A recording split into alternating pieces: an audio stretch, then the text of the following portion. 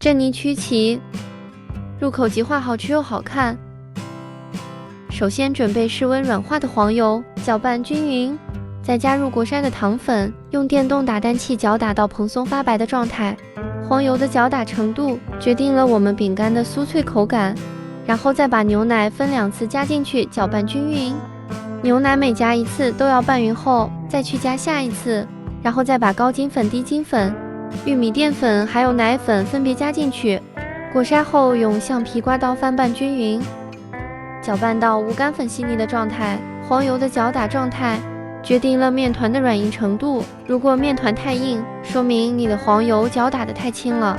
8匙裱花嘴加入双层裱花袋中，取少许面团加进去，裱花袋垂直烤盘左右摆动，挤出珍妮曲奇的造型。